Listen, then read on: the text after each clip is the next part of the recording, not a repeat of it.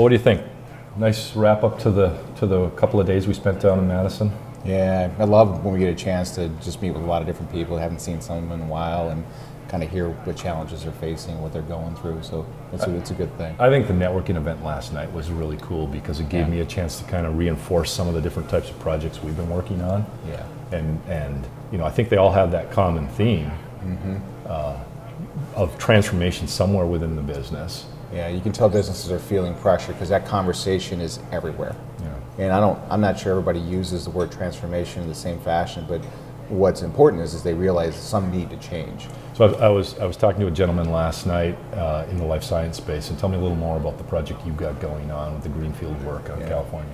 Yeah, so we're doing some interesting things with companies that are really going to market for the first time. So, you know, what they do is they focus on research and development, and at some point when they get positive news, they have to actually commercialize. They have to actually start to transact business, and so that's a new thing for that company to do. So that transformation is going from an R&D firm, which is largely cash burn, to something that's generating cash. You need to make some money. And how do you set up the systems for revenue and proper tracking and compliancy and all the different systems that they need and the communication between those, and because they need everything. And frankly, even business process, right? Yeah, exactly. Well, they don't necessarily even have business process, and many times don't have the time to even think that way because they're on such an accelerated timeline or pace. So, what did you think about the conversation with the heavy industry guys?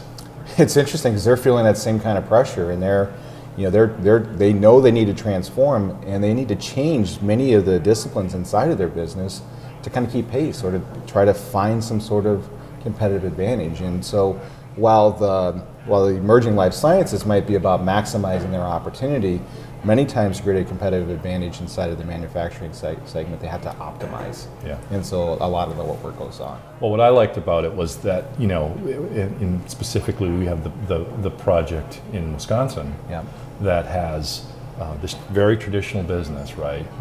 And they have this combination of applications in a lot of different disciplines within the organization that have become dated. When implemented, probably didn't ultimately achieve some of the objective of what they had intended to achieve. Right. But more importantly, I think they've transformed their business or need some formation of their business to stay competitive. Correct. So it blends all of those disciplines. Correct. In that project. And they're feeling pressure because there's potentially price pressure in their industry. And all of a sudden that's making these things become very relevant. How do we optimize? Yeah. How do we get back on our edge, right? Yeah. Did you get a chance to talk to the machine manufacturers that I was speaking with? I did not. So, and because I think they're very typical. Yeah. And that we see this resurgence of organizations that have this classic need to better leverage just core business applications as well. Right on. And what do we have? 5 or 6 projects that just started with these traditional businesses, haven't changed their business systems for 10 years, 15 years now, because Y2K was really the last major disruption in applications within our client base. Yep.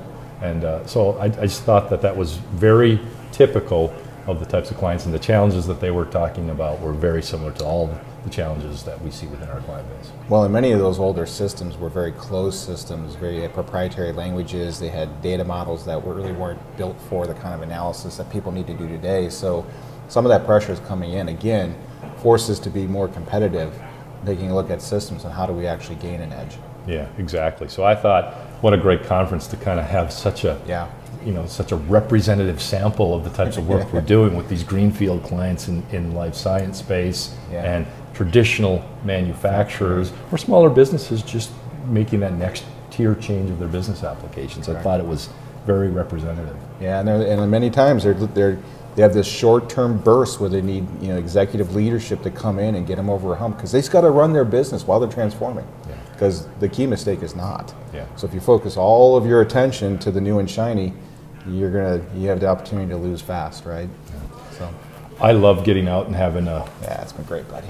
Chance for you and I to just kind of think strategically and talk about these things. So it's been great. And get a good bloody. And kudos to the Edgewater for hosting us, right? This is a great place to have an event. Fantastic. Cheers.